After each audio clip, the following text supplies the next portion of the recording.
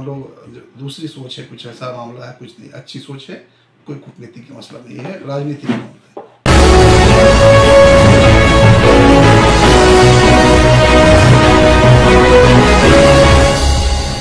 नमस्कार, मैं हूं राकेश कुमार और आप देख रहे हैं दरभंगा पब्लिक न्यूज। जब कोई शिक्षाविद किसी पार्टी से जुड़ते हैं तो किसी उम्मीद के साथ जुड़ते हैं। जी हाँ, मेरे साथ जो व्यक्ति हैं डॉक्टर शोएब अहमद खान, वो किसी परिचय के मोहताज नहीं हैं। हम सीधे उनसे जानेंगे कि आखिर वे क्यों पार्टी से जुड़े हैं और जन स्वराज पार्टी क्या सोचती है उनके बारे में, और क्या उन्हें कोई कहीं से दावेदारी मिलती है विधानसभा चुनाव में, क्योंकि ये वर्ष विधानसभा चुनाव का वर्ष जाना जाता है। आइए सीधे जानते हैं डॉक्टर शोएब अहमद खान से। जी नमस्ते। जी नमस्ते। पार्टी, एक शिक्षाविद क्यों पार्टी से जुड़ेंगे? देखिए, शिक्षाविद को जुड़ना ही चाहिए। इसलिए शिक्षाविद को जुड़ना चाहिए कि अगर जिस तरह से मैंने स्कूल के अंदर में अपने बच्चों के भविष्य जिम्मेदारी ली, हमारे जो गार्जियंस हैं उनका हाईली एक्सपेक्टेशन किसी स्कूल से, किसी अच्छे बैनर से होता है कि हमारे बच्चों का जो है वो भविष्य यहाँ बनेगा।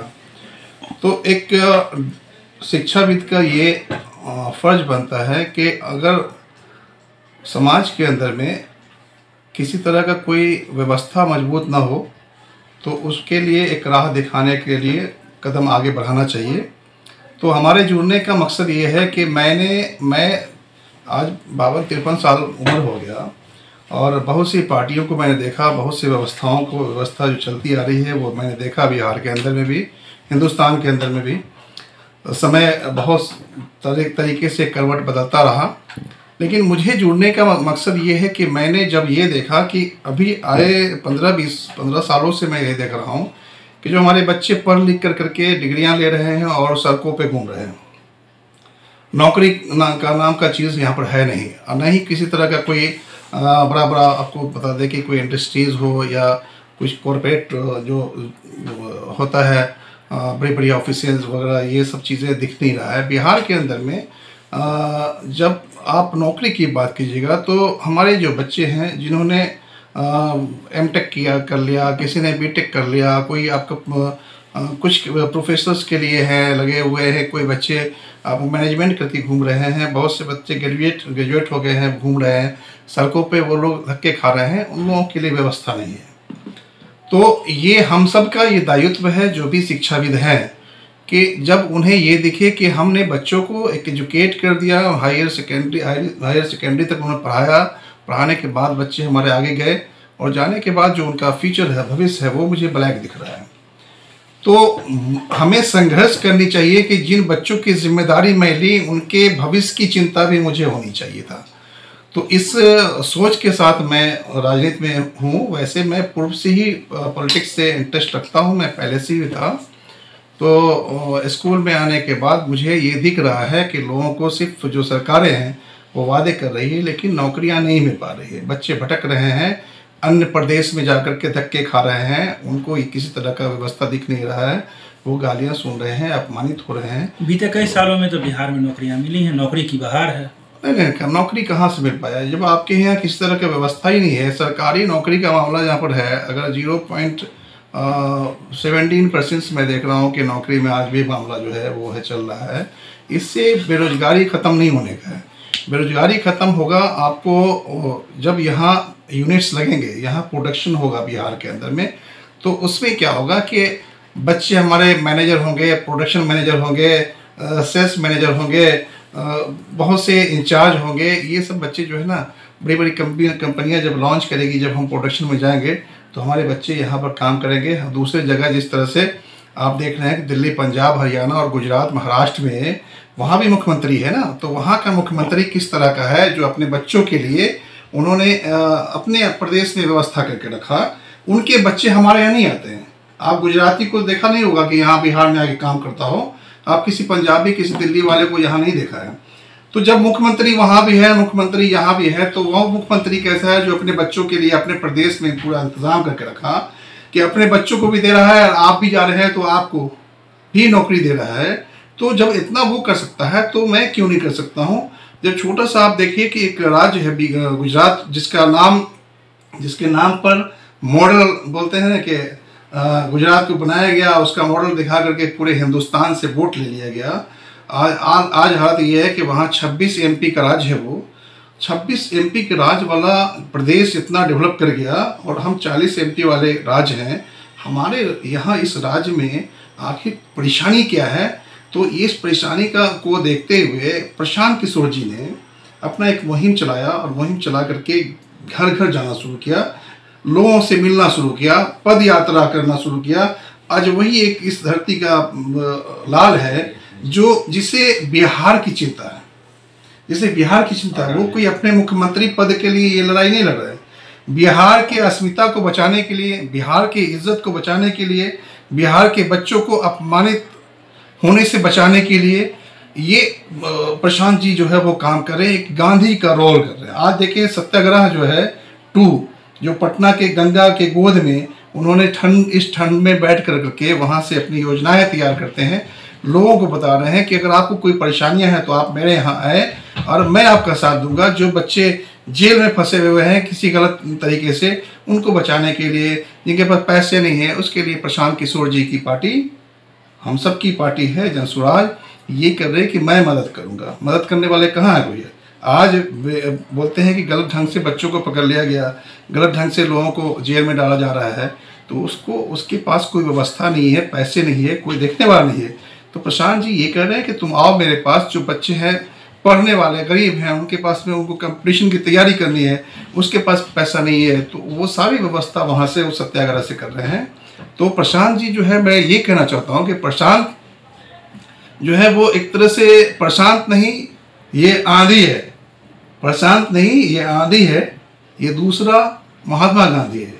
तो महात्मा गांधी के विचारों को पुनर्जीवित करते हुए प्रशांत किशोर जी ने बिहार से के इस आश्रम से एक ऐलान उन्होंने किया है और ये ऐलान कर रहे हैं बिहार के लोगों को कि आप जगो और बिहार का जो व्यवस्था है इसे बदलो। बिहार में एक नई किरण जगनी चाहिए, निकलनी चाहिए और बिहार का तरक्की होना चाहिए। बिहार अपमानित होने से बचे, वो उसके लिए साथ मांग रहे हैं कि आप साथ दीजिए, आप हमारे साथ आइए और मैं आपके बच्चों के भविष्य का जो है वो जिम्मेदारी मैं लेता हूँ। आप अपने आप को कहाँ देख रहे हैं पार्टी में?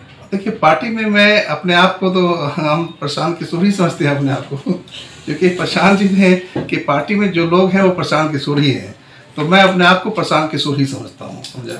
जिस तरह से प्रशांत किशोर जी, मैं समझता हूँ कि वो चुनाव नहीं लड़ेंगे पता नहीं हमको, तो प्रशांत किशोर जो है उनके सोच के साथ में, उनके विचारधारा के साथ मैं हूँ, तो मैं भी प्रशांत किशोर ही हूँ। मैं भी चाहता हूँ कि जो सोच उनकी है वही सोच मेरी है। मैं भी चाहता हूँ कि बिहार में जो व्यवस्था परिवर्तन हो और बिहार में एक नया किरण, बिहार में विकास का जो किरण निकलता है वो निकले और बिहार का तरक्की हो। मैं ये देख रहा हूँ। ये चुनावी वर्ष है, तो क्या लग रहा है कि आपको कहाँ से उम्मीद लग रही है कि मिलेगी? देखिए लोग एप्लीकेंट बहुत हैं। एप्लीकेंट यहाँ पर मैं समझता हूँ कि एक विधानसभा से 15-15, 20-20 एप्लीकेंट हैं।